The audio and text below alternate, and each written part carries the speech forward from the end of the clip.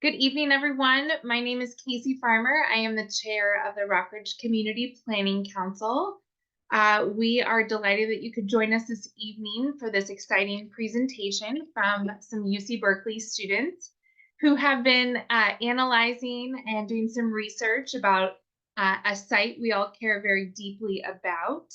It's something that RCPC has worked in partnership with two neighboring organizations, Upper Broadway Advocates and PANEL, which stands for Piedmont Avenue Neighborhood Improvement League. We all opposed a previous use, and we are here to listen and learn from the students about their research and what they've proposed for the site. So I'm going to pass it over to their professor, who is also an architect on the Rockridge Community Planning Council board, and a neighbor right down the street from the site. So Kim Smith, you can take it away. Thank you. Thank you. So I'm hiding off camera right here because the camera will not respond to me for some reason. So my apologies. So I'm Kim.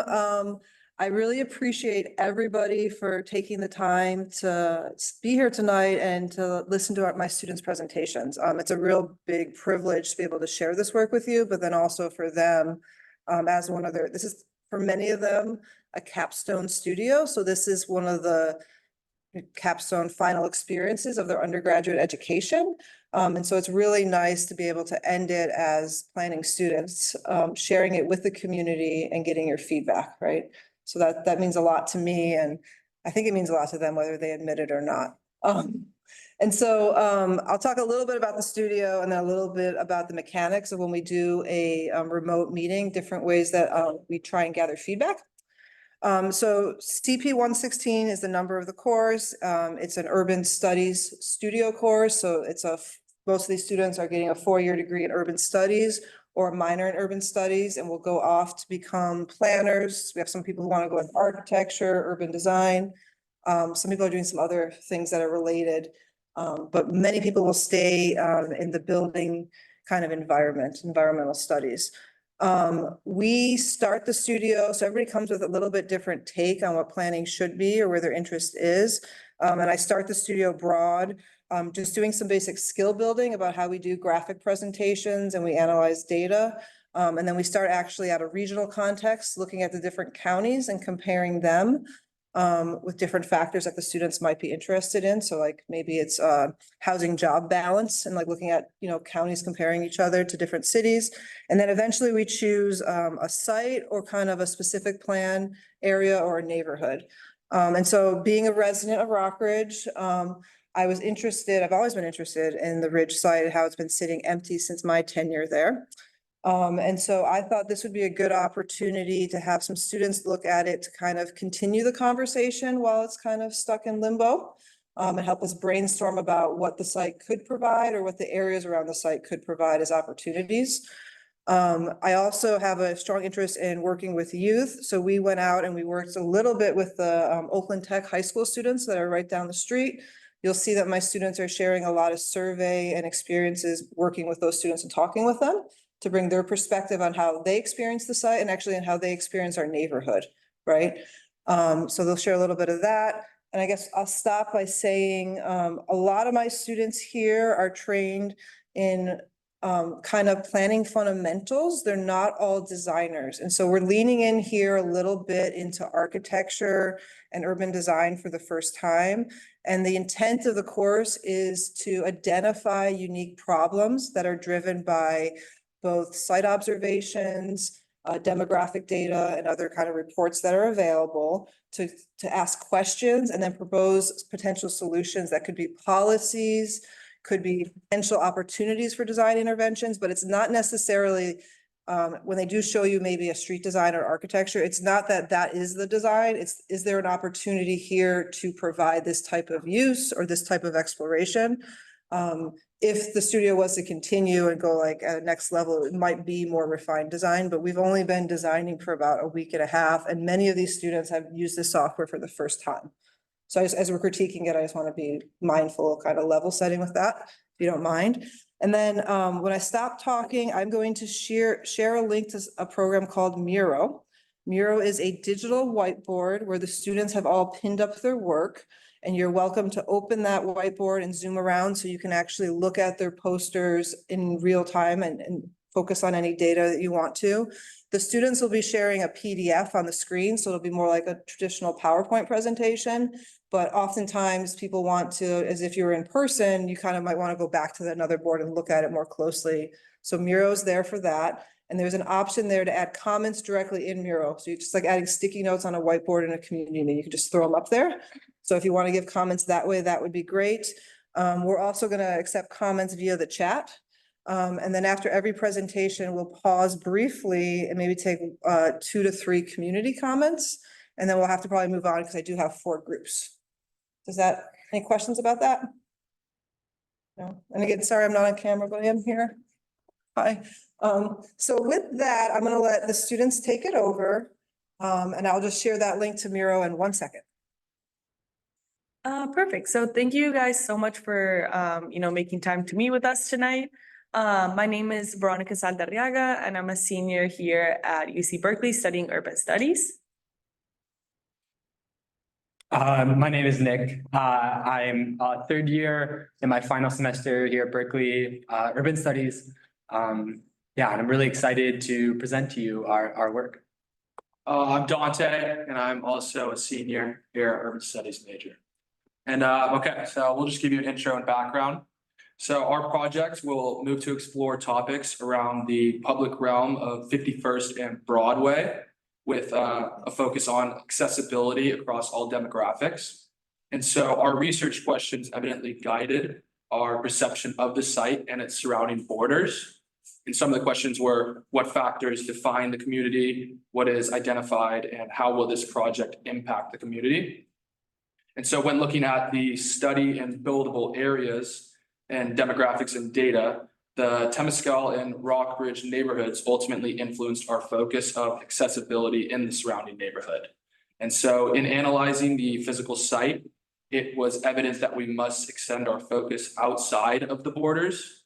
And when doing this, our group began noticing a culmination of areas that could be improved as well. And that would be the surrounding streets, pedestrian safety, green spaces, and others were actually some of our main specific focuses. And in doing this, we decided to interview, listen, and survey students from the local high school, as well as a few neighboring residents. And some of their comments could be seen as, they need to put a sidewalk and left turn signal in the area, and just an overall unsafe feeling as pedestrians. And the wide variety of responses just allowed us to broaden our perspective and also enabled us to hone our focus on those who consistently advocated for easier accessibility in the public realm. And so for the rest of this project, we are going to focus on the surrounding streets redesign and the actual physical site. Perfect. So with that, I'll be diving into kind of some of the interventions we suggested for this project. And these were largely based off of, as Dante mentioned, the interviews we conducted. With the focus that we took on, which was obviously increasing accessibility for all types of people.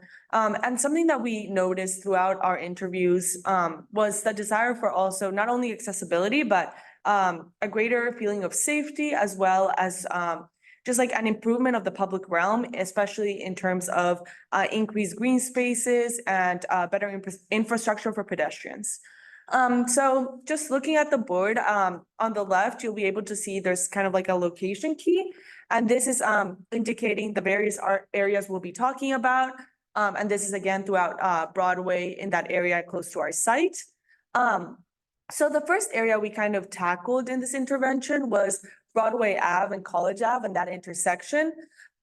We first realized that there is kind of a fork in the road in a way, and that kind of limits the safety for pedestrians just because it increases the amount of crossings.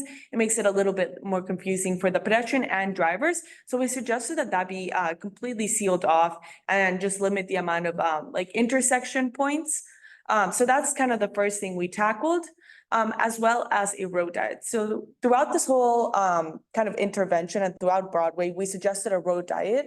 And what this is a limit in the amount of lanes, for example, as well as the speed, and it can take a few forms, but we really focused on the amount of lanes along Broadway.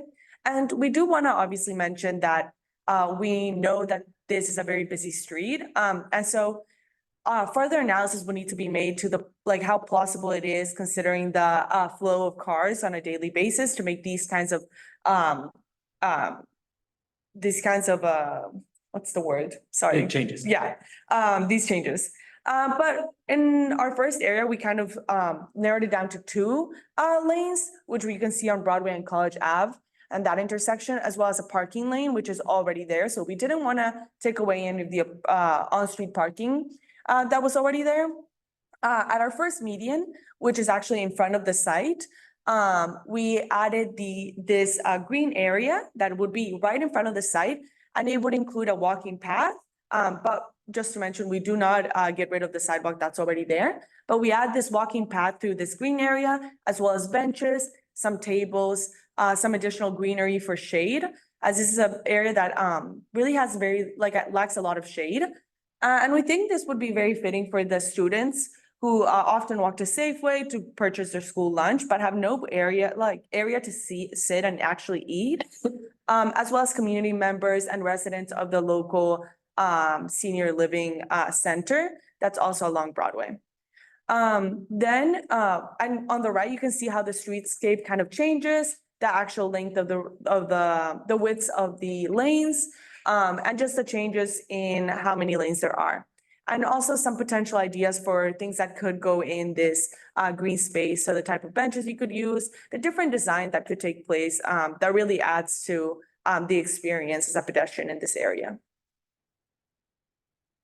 And then moving farther down closer to the school, we have our second median, which is more on right around 51st Street. So this median is similar to the median we showed on the last street, on the last section. It also has benches and tables as well as greenery. And in this area, you only have 2 lanes as well as your protected bike lanes. And that's something we tried to keep through this whole area as well, is the protected bike lanes, just to make bikers feel more safe. So this is again, increasing accessibility and just increasing the feel of the pedestrians in this area. And then I just kind of wanted to demonstrate in that intersection between North Broadway and South Broadway, how once the green areas change from sides, how the roads would kind of merge and change sides. And we kept the bike lanes on the outside just to prevent any issue with cars swerving or anything like that, just to keep the bikers safe. On the right, you can see the median in front of the Tech High School. So Oakland Tech, we kept the loading zone over there. We kept the 2 lanes and the parking on the other side of the street, and decided to put the median across from the high school right then, instead of right besides it, since there's already a green area right in front of the high school. And for this one, we even thought it could be fun and unique to kind of add, for example, ping pong tables or other kind of easy and low maintenance activities of sorts that the kids could actually interact with. And there's plenty of case studies that have used this kind of thing. Off the top of my head, there's some in Copenhagen, for example, that use this along medians. So it's definitely something that is possible, but would need to be looked into further as well. And right below it again is the streetscape that just gives more detail about the widths of this area, of the different lanes, and what is still kept and what is taken away. So now I'm going to move into what we propose for the actual site of the ridge, the empty parking lot. I first want to start with what we were inspired by. So on the left here, you can see a case study of a housing development in Barcelona. So this development was built by the city of Barcelona, and it was built using shipping containers. This specific site is supportive and affordable housing for single mothers. But it is, as it transitions, it is moved into a variety of different homes for people that can't support or afford market rate housing in Barcelona. This construction was done very cheaply and very fast compared to traditional construction, and that's kind of why it interested us. The second kind of thing that informed us was the Ed Roberts campus was actually in Berkeley, right by Oakland. And this kind of like idea of making the space as accessible for everyone as possible, broadening the spectrum of who is available to access the space, and making that symbol as open and as available as possible, like shining a bright star saying this space is open to whoever wants to use the space. Now on the right, we have like the kind of thesis of our decision here, and that is to split the site in two. So you can see on the right, that kind of like black area. The issue with the site is that housing currently can't be built on it due to restrictions, due to the developer. And so our proposal is that y'all as a community propose to the developer, hey, if you sell us half the site, and our proposal is to sell to the Oakland Community Land Trust, whose mission is to make and maintain permanently affordable housing for Oakland residents. If you sell that to the Oakland Community Land Trust for $1, then the community won't push back on whatever they decide to develop on this right side, as long as, and you can see there's a path through, allowing the space, the mall, the parking lot to be accessible, and the huge big block to be something that people can walk through and use the space. So that kind of compromise there is only half the space will be developed with housing, but this might actually happen because there's something the developer might be able to agree to. And like the developer might build something that is not as like important to the community, maybe a department store or another Panda Express or whatever they want. But in exchange, housing actually gets built on the site rather than it staying vacant forever.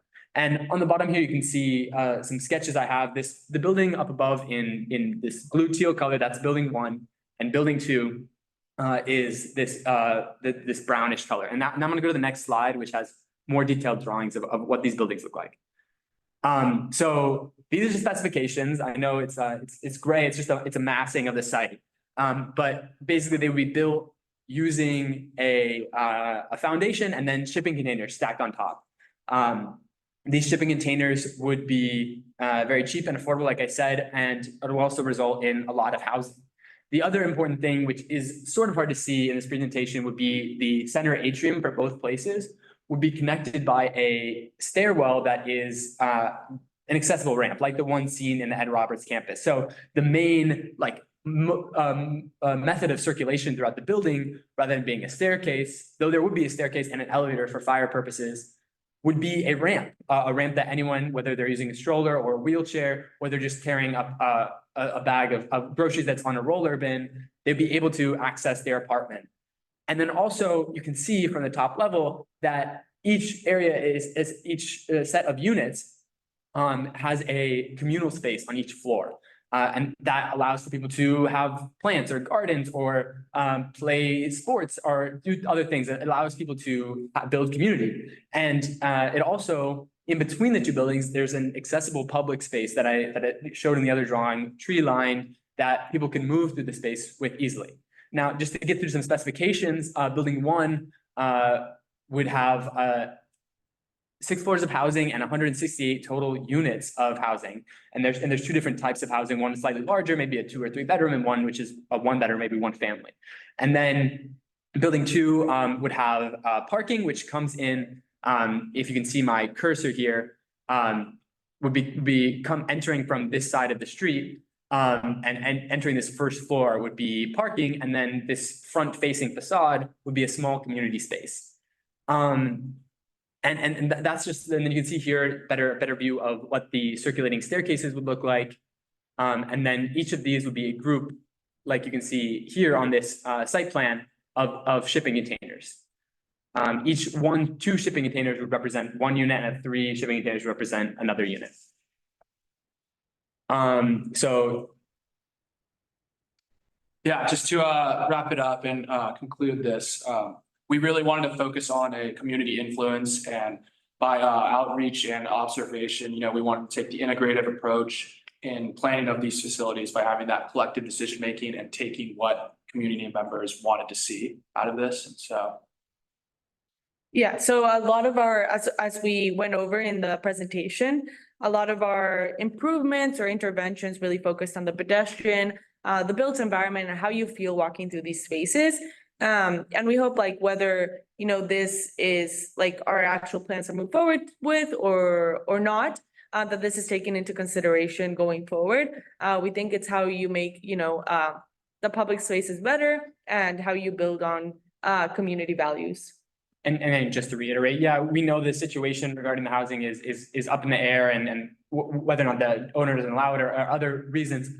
We want to just propose maybe something that could happen, maybe a compromise, because we think that this area is in desperate need of more housing and any way we can get that done. And this project would result in just an estimate of over 250 community owned and permanently affordable units. So thank you guys so much for listening to us. Thank you. Thank you.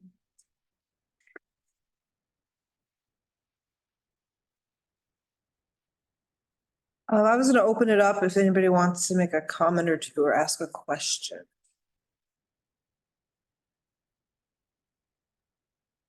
I just wanted to say, I really appreciate how creative this team was about, things like greenery, not just on the site itself, but around the site. And I also really appreciate the, thinking outside the box, like, hey, maybe we could split this site. That's never occurred to me. And I think I don't know if it would work, but it's really great to be thinking of things, that creatively. Thank you, guys. Thank you.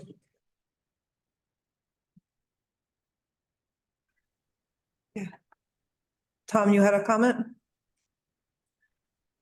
There, yeah, I do. First of all, I think it's a great site to study. I think it's a pretty impressive effort with all the design work happened in the last couple of weeks. I want to compliment them for their efforts. One question I have is, first of all, I think it's great that you talk to the students because I see those students marching back and forth between the upper campus and the lower campus, in droves multiple times a day, trying to find their way. And, the clear space on the sidewalk is maybe 3.5 feet or something. But here's a question I have for you. Did you ever think about roundabouts at these intersections to make them more safe? Because there are something like six moves on almost each intersection. Yeah, Anyway, we definitely think about roundabouts. We chose to do a road die, which would reduce it to just one lane in each direction. And the issue with roundabouts is that while they make it safer for drivers, they make it often more difficult for pedestrians to move to the space. And we really wanted to make the space better for the people that are living there, the students, the people living in homes near the area, and the people that would be living in the houses on the development, and not to mention the people going to the mall, to the restaurants. And that was our first priority. And that's why we reduced the car lanes and made a much larger pedestrian area. Yeah. Well, just something to think about as you go forward in your career. So roundabouts are much more efficient in terms of moving traffic. And you would be cutting traffic capacity down here probably by 50 to 60%. Not that I'm a big, fan of traffic. I've been trying to Neither are stop we. Yeah, right. But, at the moment, it's a necessary evil. Anyway, thank you. I like the way you carved out the corner for the south, what is that, the south northwest corner of the ridge site. I think that's a gracious gesture to that intersection, which is a little pressured with buildings right up to the corner. Good thinking, creative. Yeah, and I like the public space. Big fan of public space. Thank you. Nice work. Thank you. Thank you. Well, I think we'll take Jennifer's comment and then we'll move on to the next group. Sounds good. Me, I can't see anything, so I assume it's me, right? Yep.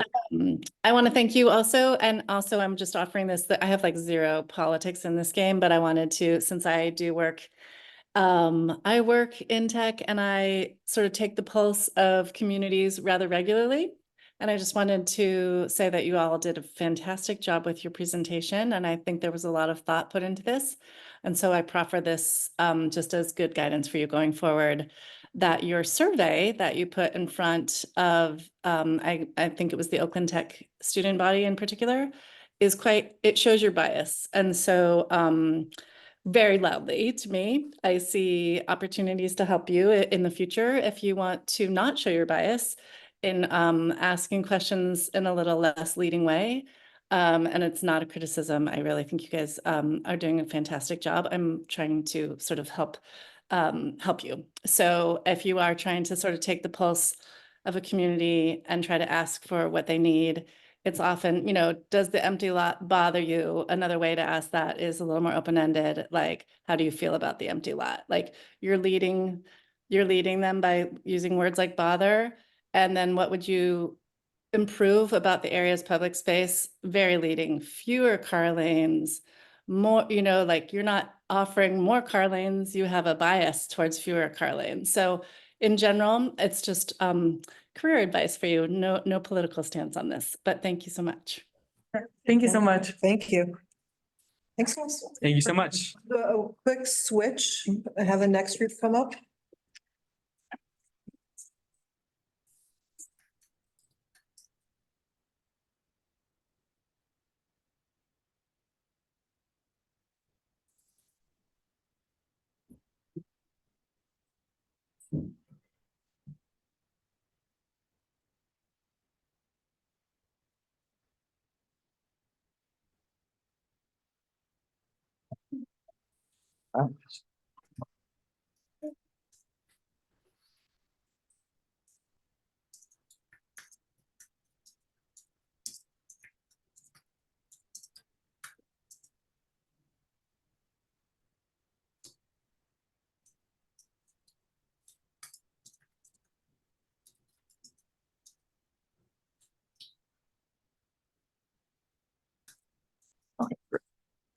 Awesome. Hi, everyone.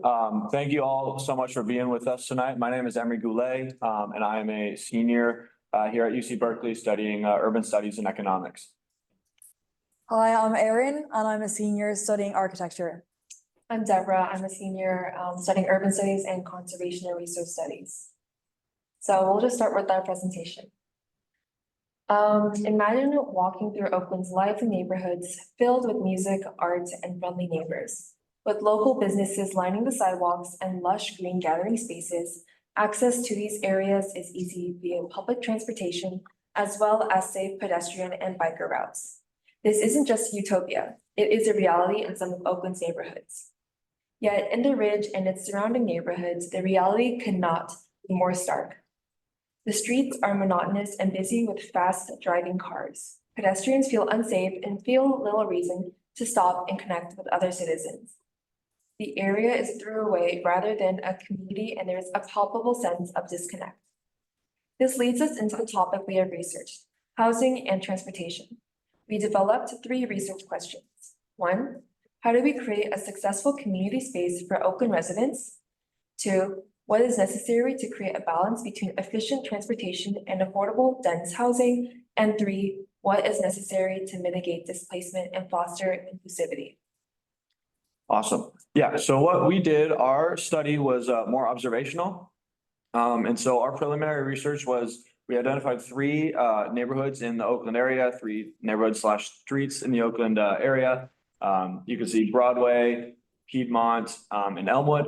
And we found that 2 of those spaces had very successful public spaces that provided more vibrance and livability for the community. It felt a little bit more like a communal feel. And one of them just didn't have that vibe. It was very dull. It lacked character, and that is the site that we've been studying this semester. And so what we did is we each went to one of those areas, and we few times over the course of a week, and we took notes on pedestrian traffic, vehicular traffic, just the space in general. And it was clear, like here, you can see the data that there's clearly a lot more pedestrians on College and Piedmont than there was on Broadway over the course of an hour. And so I think that just goes to show that those spaces have created a successful community space with vibrance and livability. And we thought, why not do that to Broadway as well?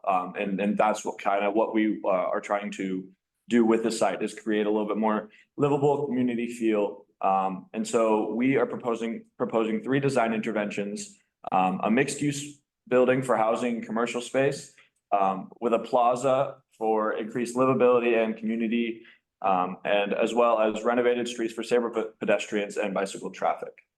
And so we'll get into those 3 interventions now. So starting off with our idea for the site. So this is going to be a 6-story building. The first 2 floors are primarily parking, the first floor being half parking and half commercial.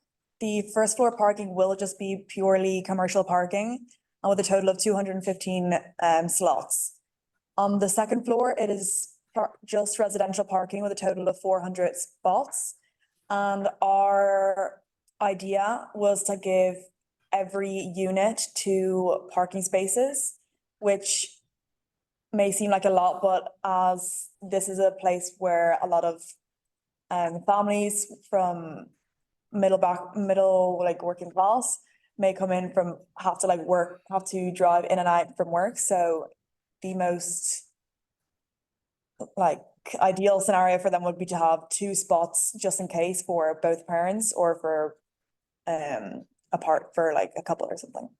And then the remaining 4 floors will have 48 units per floor, with a total of 192 units. So yes,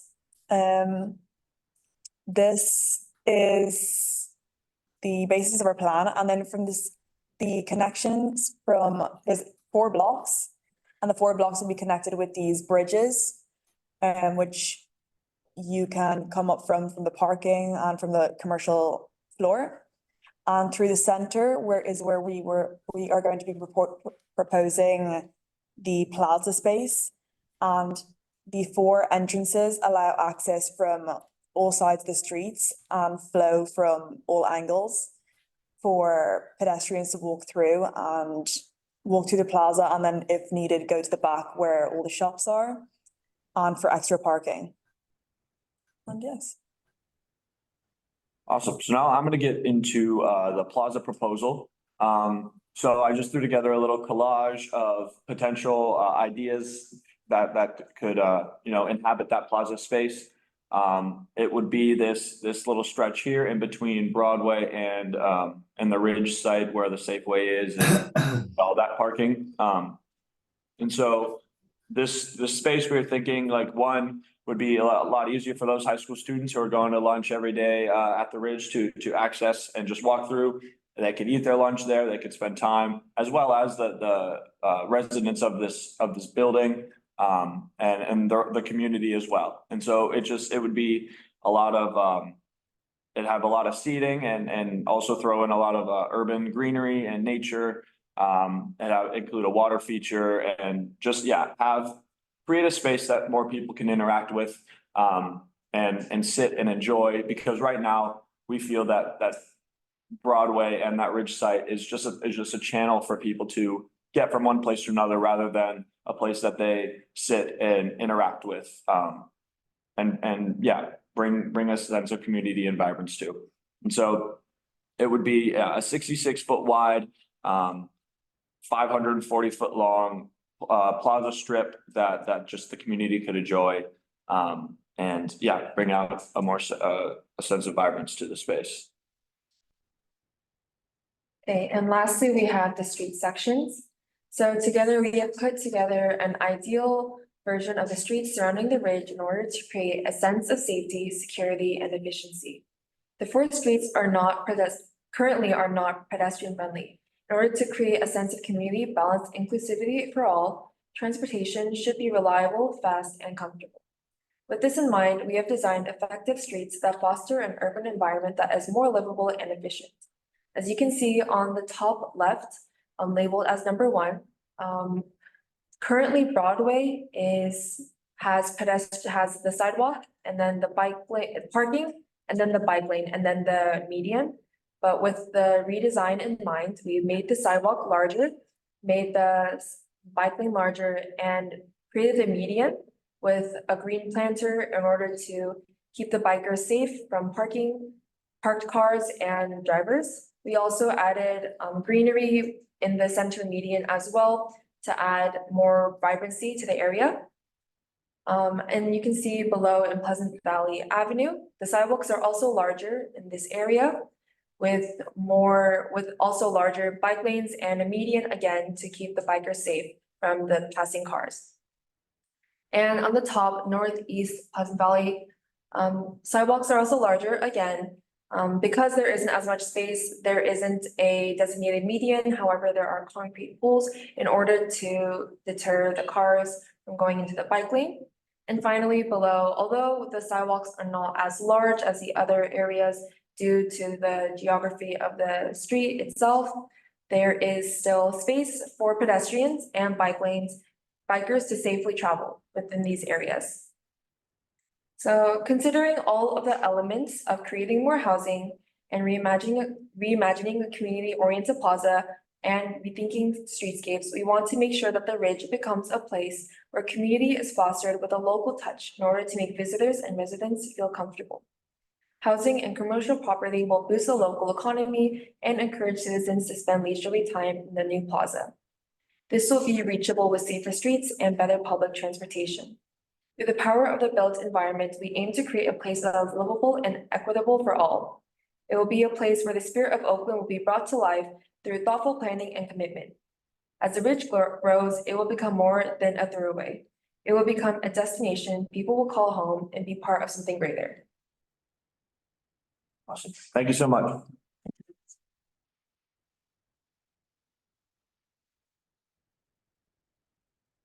You guys. I'll open it up, sorry, I'm gonna open it up again to comments if anybody has anything they want to share or respond to.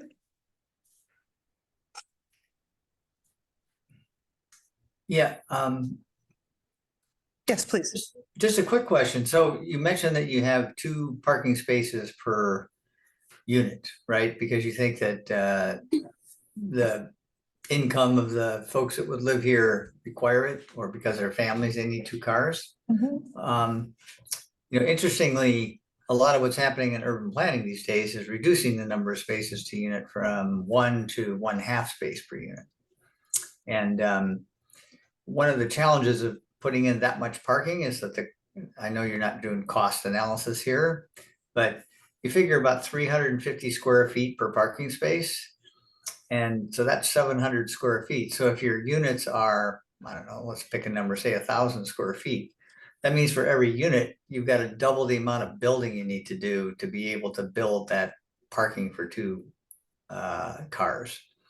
So, as you go forward in your careers or your education, you might want to look at that sort of cost benefit ratio of access to vehicles versus the total cost of projects. The other thing is parking doesn't make parking structure doesn't make a very interesting streetscape. And I see that I think I'm looking at your ground floor plan, you've got commercial along your activated spine, which sounds brilliant, with all the amenities and activities, a really place for people to come together. It takes them off the street and puts them into this more sheltered space, which I think is really nice. Has good solar access because I think it runs on a roughly north-south axis. But that parking is all along Pleasant Valley Road and in part along Broadway itself. So you might, think about like, where do you enter the building? How do you make the public street a little more active, things like that.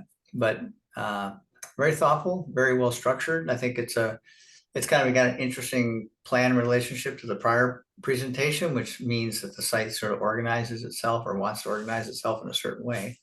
So good work. Thank you. Thank you. Louisa, do you want to go next? Yeah, I want to highlight or kind of reiterate something Tom said about parking. It's also, there's the cost of parking. This is also a site that's incredibly transit rich, like you're walking distance to BART. There's plenty of bus lines that go down Broadway. The bike lane that already exists takes you down Broadway into downtown. So also thinking about like the context of the specific site that you're in and how it connects to like where it is. This exact site placed somewhere else might need that amount of parking. Placed in this spot, it seems like an excessive amount of parking to me as well. And then the other thing is I love the sort of the nook that you've created in between the buildings. I think that would be a really rich space for a lot of interaction, but I suggest you think a little bit more about like the outside. I think you've thought a lot about what happens on the inside rather than like how the buildings then connect to the place within the city. And yes, as you pointed out, it's not necessarily like the spot you would point to as like wonderful pedestrian friendly, but how can your intervention like make that better rather than like turn away from it? is what I'd suggest. Thank you. Thank you. Okay, well, thank you very much, guys. Thank you.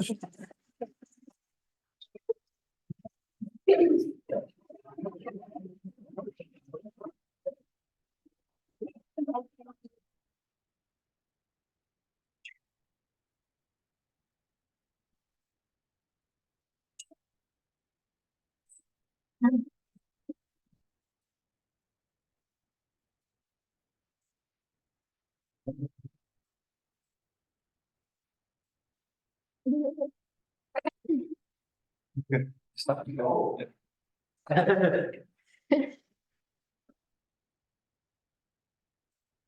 guys need to eat the pizza when you're done. Eat pizza.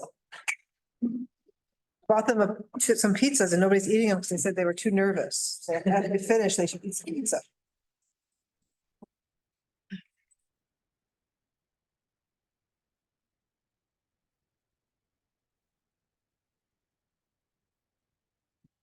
Yeah. Hi, everyone. My name is Julianne. I am a third year doubling in ethnic studies and urban studies, and I use she, her pronouns. Hi, I'm Vicente. I'm a third year majoring in sustainable and environmental design and also data science. I'm Sheher. I'm majoring in urban studies and minoring in sustainable design. I'm 4th year.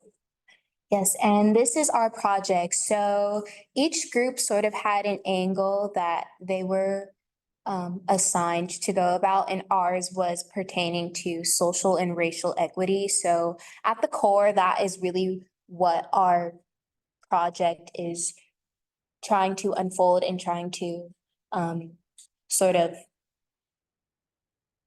center. So in order to do that, we first looked at the demographics of the population of Oakland Tech High School and the surrounding neighborhoods. And what we came across was the fact that Oakland Tech High School is a pretty diverse school. It is actually 27th in the state ranking in diversity, but the areas surrounding Oakland Tech High School are not as diverse, and they are predominantly white. So with that being said, we wanted to get a feel of how these students sort of feel in the neighborhoods and whether or not they feel connected in the neighborhood, and like what is the draw taking from like what is drawing these students from other areas of Oakland to attend Oakland Tech. So in order to do that, we conducted some field research. We were able to get in contact with a basketball coach from Oakland Tech, and we heard from them that the school is very good at in academics and sports. So that creates a huge draw of students from all over Oakland who want to come to Oakland Tech. And yeah, and then another thing we saw during the research was we heard from a security guard who said that the school sort of acts as a divide between North Oakland and the rest of Oakland. So that was something that we were a little bit interested. And then we also heard from there's people who said we asked them what they wanted to do with the site, and they said if there wasn't housing there, they wanted some green space. So we tried to take into account all of that field research when sort of conducting our proposal for this site. And so I guess we can start off with the lack of green space in the area. So we heard from multiple people that they wanted some sort of green space on that site. And so we decided to take a look at all the green space surrounding the area, and we found that none of it is super accessible in walkability terms because of differing elevation as well as like distance wise. And so we thought that that is something that needed to be accounted for when talking about this site. And in addition, we also surveyed some students at Oakland Tech during their lunchtime, and we asked them how they get to school, sort of trying to figure out how comfortable they feel in the area, as well as like what role inclusionary transit plays in getting them to the school and getting them home safely. And then also just like where they eat at lunch and how often they visit the Ridge site. So we found that 54% of the students we surveyed commute to school via car. However, on the Oakland Tech website, it does say that most of their students use AC Transit to get to school. So we do think that if we had surveyed more students, it would have eventually leveled out to have a lean predominantly towards AC Transit. We also saw that most students we surveyed reported going to the Ridge Shopping Center for lunch. So taking in all of these factors, including demographics, the lack of green space accessible by walkability, and our survey results, we decided that we wanted to sort of bring diversity into this area that would, and if that is not through like housing, since that is sort of the tension that we found out, if that is not through housing, we decided it should be through something that will get more Oakland Tech students involved in the area. And so, yeah, we decided to center our project around urban agriculture. Thank you. So before we jump more into our design process and our design implications, we wanted to focus on why urban planning is important. I mean, urban agriculture is important. So to start off, we kind of noticed that urban agriculture acts as a way for residents of Oakland to have food security. And we dove deeper into more of like the analytics and the statistics of the amount of people in Oakland who face food insecurity. So if you don't already know, food insecurity is defined by the lack of access at times to enough food for an active and healthy life. So if you look to your left with the green map there, it shows the areas in Oakland where they have high food insecurity, so being the darker green areas, and areas in which have low food insecurity, being the lighter green areas. So we looked more into our site neighborhoods and what percentage of food insecurity they face.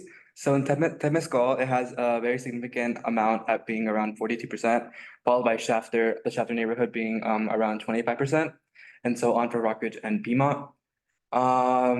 So this kind of like signifies that urban agriculture is needed to have access to food. Diving more deeper, West Oakland actually faces a food insecurity rate of 35 to 60%, and then East Oakland faces a food insecurity rate of 20 to 40%. And if we look at the Oakland Tech enrollment demographics, we could see on the top right, those dots signify the residential addresses of Oakland Tech high school students. Like mentioned before, Oakland High School is an open enrollment campus, so which means that a lot of you could apply if you live within the Oakland district, you're eligible to apply to go to Oakland Tech. So those orange dots signify students who do not qualify for free and reduced lunch. Which if you compare it to the food insecurity index are students that live in areas which have a low food insecurity rate. And those green dots are students who do qualify for free and reduced lunch, which again, if you do compare it to the food insecurity index are areas in which have a high food insecurity rate. And on the bottom is the feeder pattern of Oakland Tech within the middle schools. So just to signify like where all these students come from, yeah. So next we want to talk about a case study that we kind of centered our design proposal. So this case study is the City Slicker Farms located in West Oakland. A little bit more about City Slicker Farm is that they were founded in 2001 by Whole Cities and Icon Verba, which are both women of color-led organizations that help the larger Oakland community. Slicker City Farms' mission is to like empower and support West Oakland residents, low-income residents, to have the basic need of accessing fresh and healthy foods. by creating like a high yield urban farm, while being sustainable, having youth mentoring programs and having a backyard program. So looking more into their community action plan, one of their programs is the community farmers market program, which provides fresh and healthy produce grown at this farm to West Oakland residents on a donation basis only. So you pay for what you can afford. Next is their backyard garden program, which mentors West Oakland residents into fostering their own urban farm in their own backyard. And they provide resources and also materials in order to do that. The next is their urban farming education program, which provides internships, mentorships, and leadership opportunities for youth members in West Oakland to build a next generation of urban farmers. And they also partner with local high schools to have a youth summer program. So when designing their community farm and urban agriculture, City Slicker Farms had a 3-month process in which they had community input as shown in figure 1, where community members being youth organizers, families, other stakeholders had their own input into what they want in that area, as seen as the little word bubbles. And throughout that, they were able to make a site plan, which integrated a building site, which is now a housing site, along with their community farm and a playground and other nurturing landscapes. Okay, now I'm going to talk about our detailed proposal. So we propose to develop urban agriculture space and commercial space together in the same site. We set the 3 purposes for our project. First, providing free fresh food to students and community members who cannot afford, and addressing food justice and food security. And second, providing the opportunities for Oakland Tech High School students to be involved with the local communities. And third, developing the local economy by including a commercial area. So the first map is our project site map.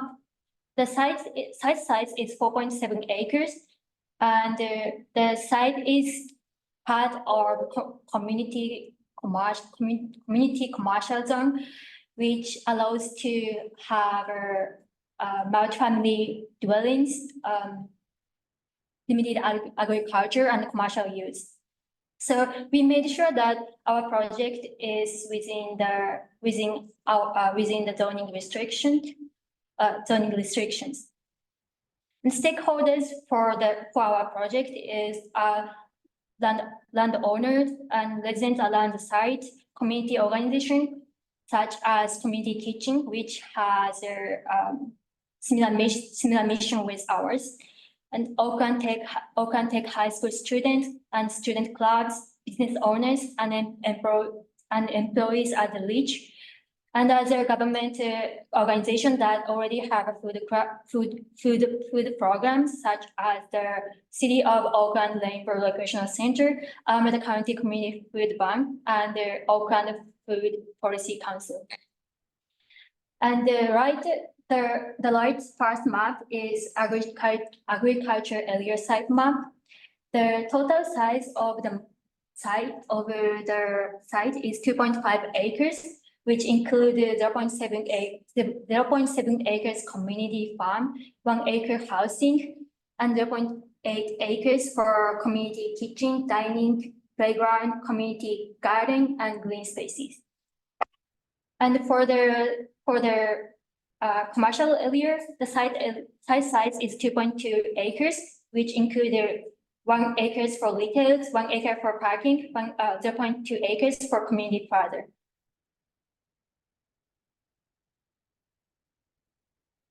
And I'm going to talk about more detail on how much food can be produced and how many housing, retail, and parking can be developed inside. So the expected food yield is 15,000 pounds with 15,000 pounds. And the housing, the number of dwelling units is 116 units per story with one parking space under the ground, underground. And for the commercial area, 130 liters and 140 parking spaces can be developed. Can be developed. And we created our community action plan for this project. The first community, our first community action plan is educational food system pathway, which is partnering with Oakland Tech High School in creating future urban farmers and culinary experts through leadership and vocational training. And for the second community action plan, we created Food for All project, which is a hunger program in partnership with Safeway that feed people who cannot afford enough food by providing hot meal and fresh produce. This plan works with the first plan, educational food system pathway, as the Oakland Tech students are the ones who are who will serve and prepare meals for people. And I'm going to talk about organization we can collaborate with. So as I already talked in community action plan, we can work with student club of Oakland Tech High School and Safeway, as well as local restaurants. They're going to be there are very strong partnership to approach our community action plan. And as a community organization, we can work together. We chose community kitchen, which is the local, which is the organization works in Oakland and has the exact same mission with us. And the last organization we can work with is Oakland Chamber of Commerce. The organization is the biggest organization to develop with the goal of developing local business in Oakland. So by working with them, we can include more sophisticated expertise. Yes, so in conclusion, we do understand that there is sort of a crossroads on what to do with this site. Some people want it to be retail, some people do want it to be housing. We believe that our option not only provides both, but it incorporates some diversity back into this community. So this is sort of a plan that we think will make everything accessible to all. You know, it gives the students at Oakland Tech a purpose to come in and eat lunch and also have the opportunity to learn new skills such as like pertaining to culinary, pertaining to agriculture and whatnot. And it also allows people to like see Rockridge as somewhere not to avoid, or somewhere that is a little bit more accessible. And so we just wanted to thank you, and yeah.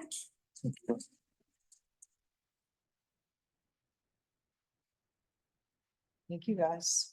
Does anybody have any comments or reactions?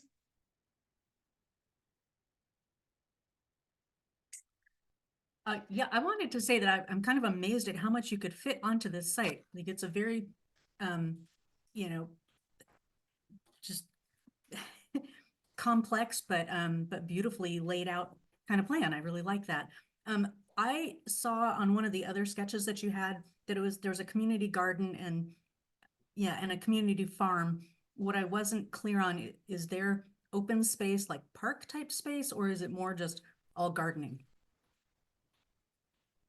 Yeah, if you look there at the like one of the main entrances, there's a playground for people to hang out or like do stuff. The dining also it's an open dining area, so with like picnic type of tables, so that area also acts like a open space for people to just hang out and like recreational area. And if you look at the open green space on over here, it's also an area, an opportunity for people to congregate, but yeah. Okay. Cool. Really creative. Yeah, I'll say, yeah, I think it's a very creative use of the site. I mean, it's been sitting vacant for how many, 7, 8 years, something like that. It might be, if nothing else, a good interim use, just to turn it into an urban farm. Might have trouble getting people off when they go to develop it, but it's not really being put to any use whatsoever. And it could be a benefit to everyone, including the owners of the shopping center. Makes the place less unsightly. So I compliment your creativity. I like the idea that you're trying to fit a lot of different uses in. Do you have housing above the retail, or is the retail multi-level, or are you thinking it's just 1-story retail in this scheme? We didn't decide how many stories we are going to have for the housing and retails, but for the housing, the maximum unit number per retail per story is 116. So which is really, if we do that, then each room is really small. So maybe we can do like 3 stories or 2 stories to have a like enough, like space for each unit. And as for the retails, maybe we are thinking around that only 1 story. Yeah. So which is a rather rural use. It would almost seem like an interim use for a site in this kind of an urban setting. Did you think at all about like housing quantity? Like, what if it was 7 stories instead of 1 or 2? Or were you just thinking it was more like single, is this single story your scheme, basically? Yeah, we are thinking so, because if we have more than 2 stories, or like if you have 3 stories, 2 stories, it can cut the sunlight for the urban agriculture area. So we are thinking around we are thinking 1 story. Yeah. Oh, you didn't want to shade the garden, right? Yeah. Right. So that might argue, well, as you think going forward, it might argue for a different positioning of the buildings versus the planted area, right? So that's facing, so the planting is facing south rather than on the north side of the site.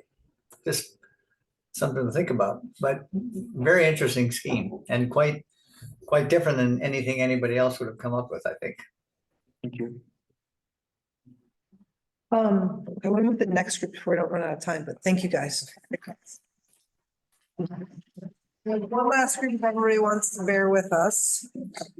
Thank you for all the comments that are coming in different ways. I'm going to share the mural link again if anybody wants to peruse that. And we're more than happy to make boards available to people afterwards if they would like to review them on their own time or share with others.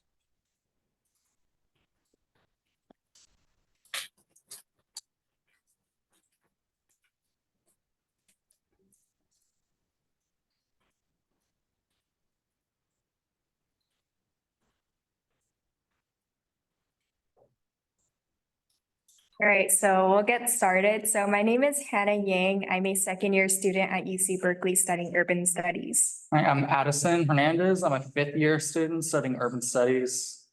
And my name is Myra Klosnikov. I'm a 4th year studying urban studies as well. And we'll start off. So as some of the other groups have previously mentioned, we've all been taking a sort of specific angle in our research of the Rockbridge area. And ours was focused mainly on inclusivity and accessibility within the public realm. And so as we started to determine our study area, we sort of focused in on what areas we thought would be most likely for the Oakland Tech high schoolers to frequent, sort of focusing on that strip of Broadway as they pass back and forth in between the Ridge and the high school site. We also did some background research on the demographic of site visitors, as well as what the space is primarily used for, which definitely is commercial space. We've taken an inventory of the types of stores that are operating within the area, highlighting some places like Jamba Juice, Panda Express, as well as Sliver Pizza, get a lot of foot traffic from the high schoolers as well as other visitors. And we've also looked into, so the state response, the California Department of Housing and Community Development has strongly suggested that Rockbridge increase its housing density as there is a limited amount of supply and demand is vastly exceeding it currently. With that in mind, we've also stumbled upon the California College of Arts campus plan, which is currently being led by the CCA development team, as well as the Emerald Fund and Equity Community Builders. Their current plan for the site is to kind of repurpose the already pre-existing historic fixtures in the area and turn it into more of an open space, as well as commercial space area. It'll also be used for public and community events. So we decided to really focus on what the general Rockbridge site does well in serving the public, and how could our proposal really just amplify what it's already succeeding in. So in our field observations, we sort of took note of the infrastructure fixtures around the area. We looked at the available seating, which you can see in that chart here. We also kind of observed how many people pass by just on foot and by car in the area. And we found that the amount of foot traffic really does exceed the capacity of this seating. We also have a few images here that really highlight like the site's flaws, like hostile architecture, like the benches are definitely not comfortable to sit on. In that sort of community space here, the rocks are sort of restricting the view of people sitting across the benches, which can limit social interaction. And then as well, what little green space is already there is pretty poorly maintained. The plants in the actual Rockbridge, like commercial area, are, they see a lot of litter. And then the Oakland Tech lawn is probably one of the few available open green spaces for the area. And some of my teammates have also observed that the greater community tends to use that space as well. Like people have been seen doing yoga there, walking their dogs. So it really speaks to the need for more green spaces within the area. Yeah, so part of the study that we did had to do with serving the students at Oakland Tech High School. And when we were serving, we were not only serving students, but we also were able to engage and interact with some of the staff at Oakland Tech High School, as well as some of the local business owners. So one of the questions that we asked them is, after you finish eating your lunch for the students, where do you guys go or where do you guys wait when you're waiting for your next class? And actually 61.5% of the survey students that we did at around 12 p.m. on March 22nd had to do with sitting as well as talking or just interacting with one another. And I think that kind of ties in with one of our other surveying question, which was, do you bring your lunch or buy your lunch from elsewhere? The majority, 60% of the students brought their lunch from home. However, that has to do with they need places to actually sit down as well as eat their lunch or maybe interact, because we found that there's not much public seating available. There were seating available within the Ridge site. However, that's kind of limited because those students have to be customers of those restaurants to be sitting in those areas. We also found that the second highest number of where students get their lunch from is from the actual Ridge site itself. And then another one of our survey questions was, how busy are the pickup and drop-off times for high school, which I think is a perfect tee up for our final proposal plan to increase parking, because there's not adequate parking around the actual high school site. So it has to do with increasing parking so that the students are able to get maybe picked up or dropped off somewhere a little bit, not too far, but just down the street so that it can, there can be less congestion like right in front of the school. All right, and this leads into the start of our final proposal, which we have named the Skyview Ridge. And it is all about including open green space along with a combination of mixed use residential and commercial buildings with a hidden parking garage. So we wanted to connect the empty lot ridge site and the new redevelopment of the CCA campus, which is just on a hill, which is like an elevation change. This proposed CCA campus in the bottom left here, our design wants to lead directly into their new development. Just to make sure the space is cohesive, just to create, instead of having the huge elevation change with the tight walkways along Broadway, create a space so people could just move straight through into both spaces. So our mixed use space would be just keep in mind that we are doing this on a plan style. We have no architecture background at all. So these are just outlines of possibilities and what we think could be included in the site. So the two white buildings located in the model would be mixed use space, with the bottom floor being completely commercial usage. And then the top from the second to the sixth floor be residential space with a variety of different size units. And then each building would have a rooftop gardens and courtyards along with the central courtyard in the largest building. And then the hidden in the middle of the two buildings here was a hidden parking garage. There's a three-story parking garage underneath this walkway that leads straight to the top of the hill. So these are other views of our proposed design, and here we are proposing the hidden parking garage. You can see the two entrances here with walkways and an elevator leading up to the walkway, cutting across. This parking garage, we're proposing to have a three-story parking garage would have a capacity of over 400 vehicles. We want to create a space that's attracting and accommodating to the surrounding uses, which would be the rest of the ridge site, commercial usage, also the additional residents for the new housing we're proposing, along with the possibility of dating back to the school parking and drop-off issue, which maybe the parking garage can be used as a place for people to drop off their students, or if students have vehicles to use that space instead of having an extreme congestion on Broadway right in front of the school. And then we also wanted to show you guys what the different levels of the mixed use buildings would be like. So we found that this area is actually zoned to be a commercial or community commercial zone 2, which means that it requires the ground floor to be an active space. And also it allows permanent residential activities to be permitted. So the level 1 would be commercial space, which would be around 70,000 square feet. And then in this area, it could consist of various activities such as like restaurants, as well as like general retail sales. And then moving on would be the second and third floor, which will be 3-bedroom room.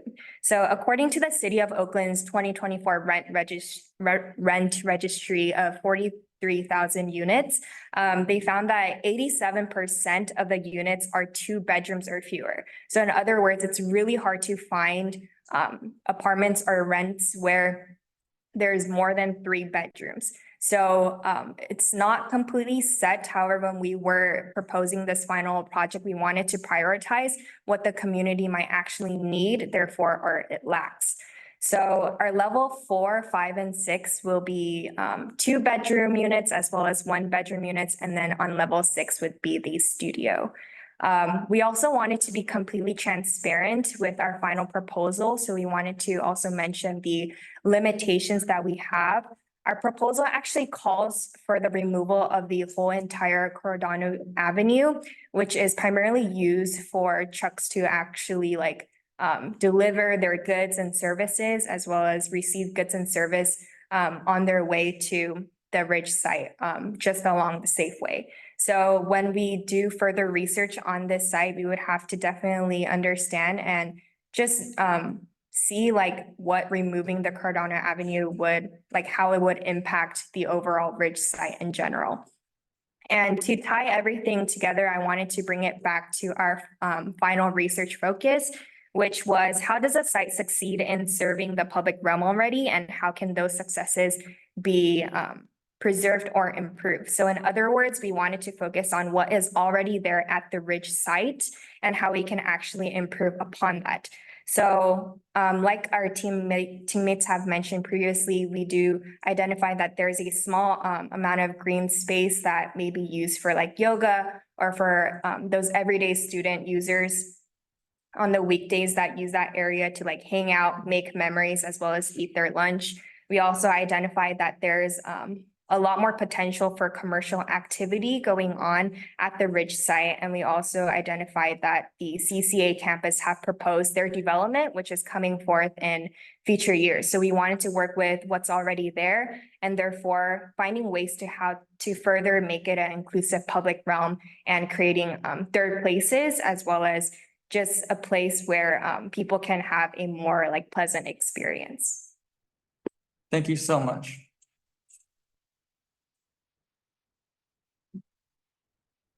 Susan, I see you have your hand up.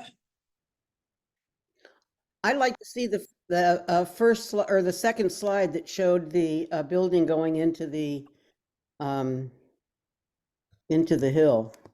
Oh. Is this a slide you were mentioning? No, this one, yeah. Just, I think it's interesting, the idea of going into the slope and connecting the CCAC or CCA site. I think that's a really interesting, excuse me, concept. Yeah, there's like that drastic elevation change, so it would really improve, we believe, like just the overall connectivity in there. It would also allow the residents from the CCAC area easier access to come down and do their shopping. Yeah. Yep. Muhammad, you are next. I absolutely love the vision behind this project. It builds so much needed housing in the area, allows more students to be a part of Oakland Tech, especially with a mixture of 1-bedroom, 2-bedroom, and 3 bedrooms. And I like the research that you've done with the CCA site. I would have been a little bit more interested on just the traffic mitigations in the area or some off-site improvements for like street safety and pedestrian safety, if that's just a little bit more emphasized. But overall, I'm quite impressed with this vision. Thank you. Thank you. Thank you. Kristen? I'm curious to hear from the team what they imagine of this space as public open space versus private. I think the analysis was just really solid and really interesting, and it's clear there's a lot of open space provided, but I'm curious how that vision works to increase the capacity for the existing neighbors, and how that dovetails with the proposed housing. Yes, we did actually consider since there's so much, we included so much open space, the public parts of it would be above the parking garage and the central courtyard, which could possibly have entrances into the commercial spaces on the bottom floors. But if the residents wanted a more private area, being any on the rooftop garden areas, those being purely private for the residential usage. That's interesting. That's kind of what I was figuring. I think, I appreciate your statement that you're not architects, but I think just even as a diagram, that this upper left image could maybe prioritize cars a little bit less and have like just a little bit more graciousness in terms of making it feel inviting. It is just sort of a suggestion. Just fitting all the parking in is always tricky and important, but it can be nested into things that aren't public facing pretty easily. So if you take it to the next level, I would prioritize more generosity to the pedestrian. Larry?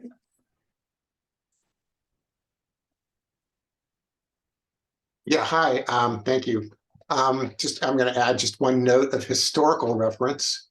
When this original plans for this site were put out and actually entitled back about 15 years ago, there were alternate plans that the community had provided to be studied as alternates in the EIR. And my memory serves me well, at least two of them included some type of bridge overhead connector from the CCA site to roof levels of this site. So other people have, you've hit on an idea that's been long forgotten and probably needs to be resurrected.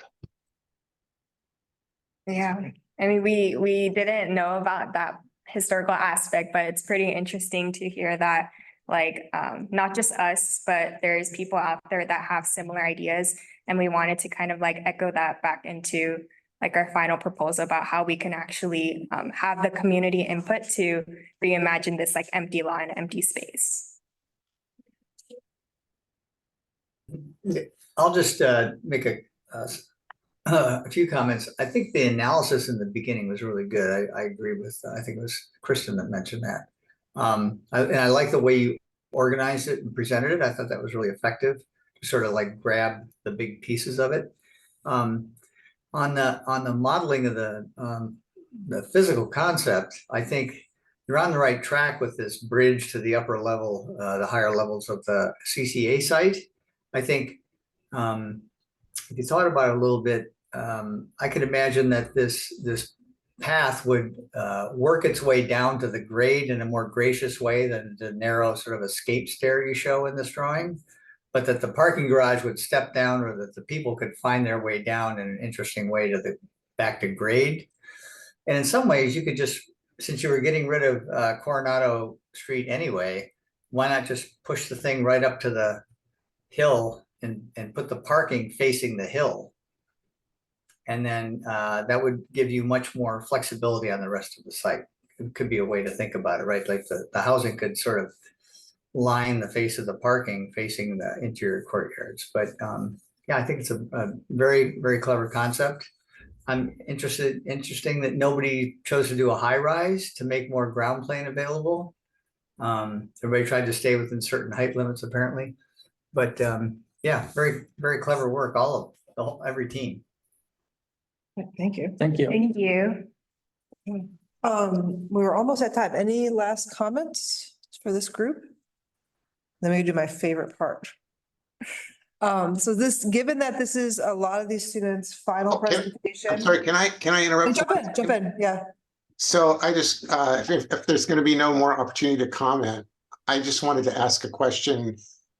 Kim, you might not be aware of it, maybe you have been, but sometime about a year ago, Casey, correct me if I'm wrong, RCPC started on this visioning thing with an open meeting online when a lot of people attended and just started, brainstorming ideas that they'd like to see on the site. And I don't know if you guys were made aware of any of the results of that.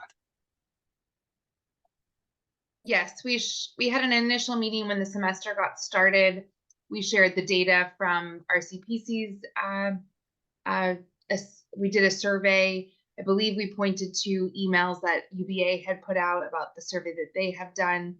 So we sort of equipped them with the research that had already been done years prior, which wasn't probably super accessible.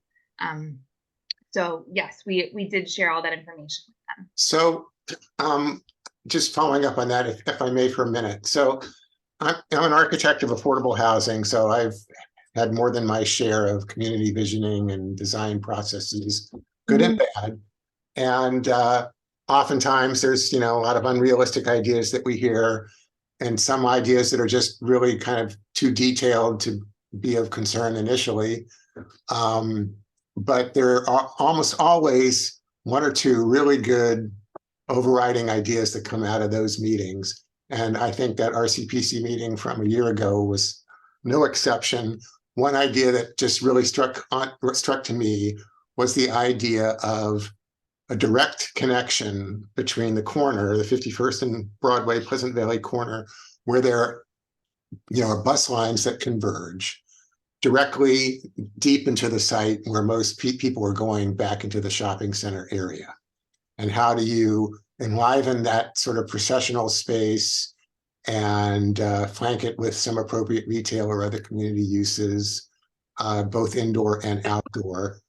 And I noticed that the first two plans that were presented have a connection. And if you go back and look at the plans that were originally presented as part of the original Ridge entitlement 15 years ago, those kind of duplicate what we're seeing in those plans. But nobody's had this sort of angled across, which has the other opportunity of dividing the site into different sized chunks, each of which could have a different purpose, different type of developer. Like, affordable housing developers, they don't want to look at a project that's more than about 150 units or so, just becomes too difficult to finance. So you should think about maybe tweaking that access. And this project that we're looking at right now, this sort of really orthogonal pedestrian access, like Tom had said, isn't too gracious how it meets the ground. Think about how that site leads up from the corner up towards the Broadway and how that could help you organize your thinking about how the site could be developed. And also don't forget about the 20-foot grade difference between that corner and up where the parking lot is in the shopping center area now. Thank you. Thank you. Thank you, Larry. Any other comments? I was just going to ask everybody to send my students off with like a big round of applause or thumbs up, because this is kind of the last, undergraduate experience in Worcester Hall.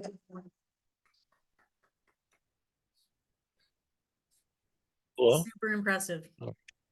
Yeah, and I just reiterate, I start off saying, I really appreciate the feedback and the opportunity to share this work with you all, and you giving up your time to let us present it to you and get your feedback. It's actually, this is something they all remember as they go off in the world to be planners and have many more community meetings. But they just had a community meeting and there was 45 attendance, guys, which is a really good attendance. And so you should be comfortable at your next one when you're professional now.